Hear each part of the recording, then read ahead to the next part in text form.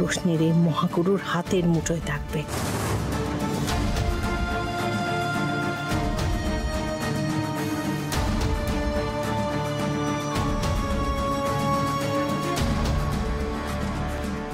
কি অত্যাচার হয়েছে রোশনি, ও তো শুধু বরের মারধর, এবার তো শুরু হবে মানসিক অত্যাচার।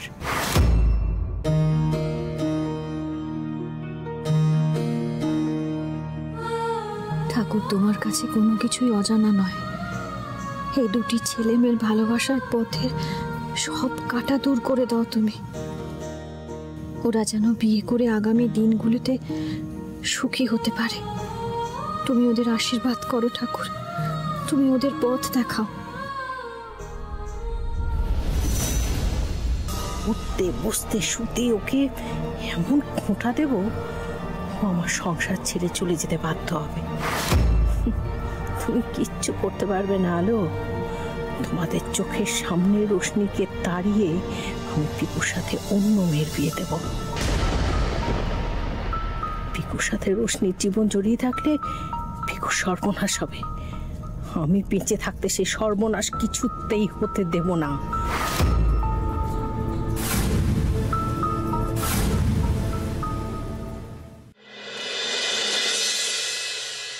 এই যে কফি এসে গেছে, কফি চা খেয়ে নাও।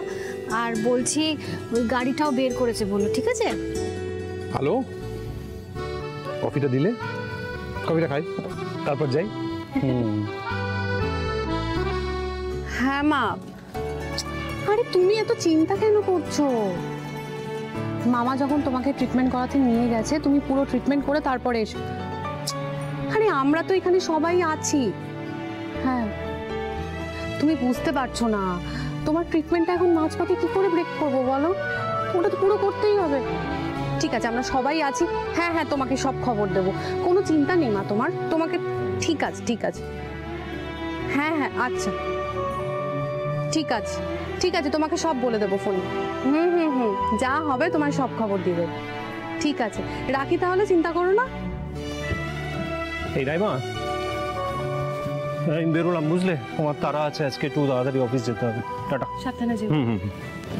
আরে আমরাও তো অফিসে যাচ্ছি, একটা কাজ করছি, তোমাকে ড্রপ করে দিয়ে আমরা যাই। আর তাছাড়া তোমার অফিসটাও তো আমরা দেখি যাবে। না ছোট শালাবাবু, ওসবের কোনো দরকার নেই। আমার অফিসটাও তো উল্টো দিকে।